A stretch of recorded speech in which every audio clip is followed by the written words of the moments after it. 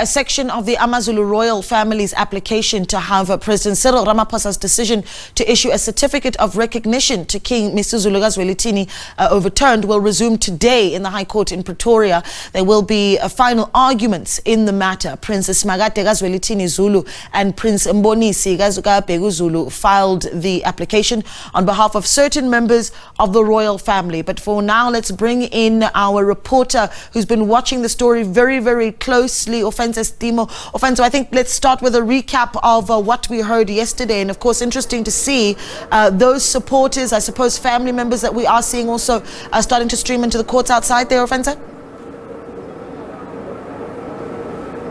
Absolutely. Good morning, Naledi, and a good morning to your viewers. Well, I can tell you that there are some members of the royal family are actually arriving now here outside the North Gauteng High Court, where we are expecting closing deliberations before Judge Norman Davis can actually apply his mind. If I can just recap on what actually transpired yesterday. Well, we had Advocate Marumo Moerani, who's representing President Cyril Ramaphosa, actually say that, Prince Simakade Zulu is actually not eligible for the contestation to actually be the Zulu king, as he is not actually the son of Queen Mantfombi, whom the Zulu nation actually married with the intention of her actually giving birth to the predecessor of King Zwelithini. And we also heard that apparently just before the meeting that took place on the 14th of March 2021, Prince Simakade Zulu actually wrote to Prince Mangosuthu Buthelezi, actually telling him that he's actually not interested in the contestation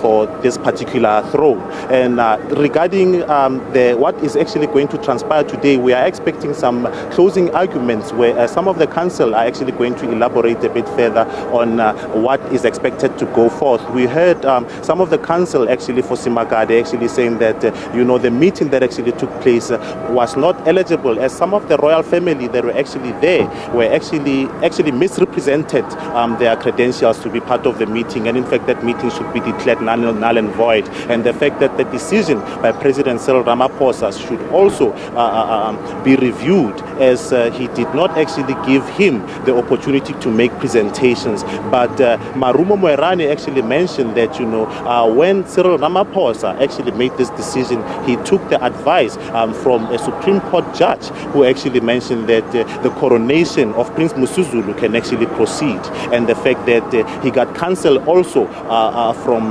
Prince Mangosuthu Buthelezi, whom was the only person who was eligible to constitute a royal family meeting. All right, and just quickly, Ofentse, explain to us what we're seeing also outside of the courtroom there. I mean, we saw some people streaming in. On day one, on Monday, certainly Amabutho as well seen, and Maiden seen outside the courts. I mean, are we seeing those numbers consistently outside?